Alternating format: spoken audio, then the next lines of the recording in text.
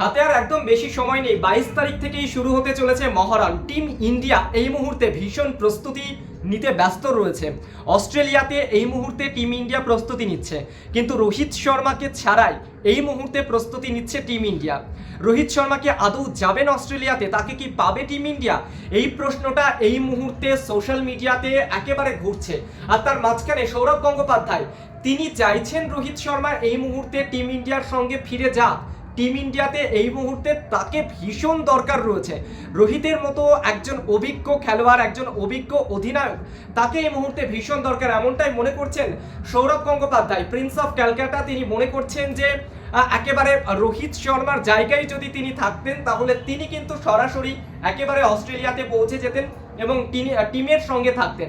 টিমের যা যা বিষয় এই মুহূর্তে দরকার বা আলোচনা দরকার, মহরণ হওয়ার আগে যে রণকৌশল সাজানো দরকার, সেটা কিন্তু করতেন সৌরভ গঙ্গোপাধ্যায়। এমনটা সরাসরি বলছেন নিজে সৌরভ গঙ্গোপাধ্যায়। কিন্তু সৌরভের এই বক্তব্য কি রোহিতের কাছে পৌঁছলো? রোহিত নিজেই বা কি ভাবছে? রোহিত কি দলের সঙ্গে যোগ দেওয়ার জন্য ভাবনা চিন্তা করছে? বোর্ড তাকে নিয়ে কি ভাবছে? রোহিত কি বোর্ডের সঙ্গে আলোচনা করলো? একাধিক প্রশ্ন এই মুহূর্তে ঘুরপাক খাচ্ছে সোশ্যাল মিডিয়াতে।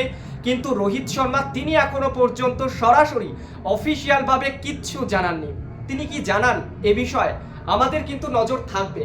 যে টেনশন রোহিত শর্মার ছিল যে সন্তান জন্ম হবে, সেই একটা চিন্তা কিন্তু রোহিত শর্মা ছিল, ফলত সেই চিন্তা কেটে গিয়েছে।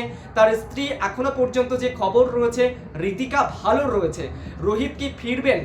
কারণ এই যে মহরণ অত্যন্ত গুরুত্বপূর্ণ হতে চলেছে অস্ট্রেলিয়া সফরে, কি করবেন রোহিত, সেদিকে কিন্তু আমাদের নজর রয়েছে। প্রত্যেকটা মুহূর্তের আপডেট আপনাদেরকে জানাবো। তবে আপনারা কি ভাবছেন? যে প্রশ্নগুলো বললাম সেই প্রশ্নগুলো তো গুরুত্বপূর্ণ। রোহিত কি ভাবছে? যা যা মনে হচ্ছে কমেন্ট সেকশনে আপনারা কমেন্ট করুন।